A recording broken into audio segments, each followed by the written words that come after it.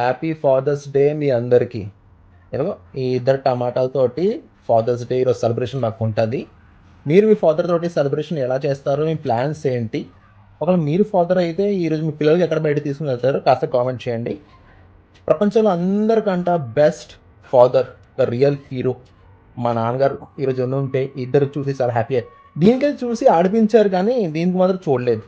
తిరిగి వచ్చింది మా డాడీయే. So once again happy Father's Day మీ అందరికీ.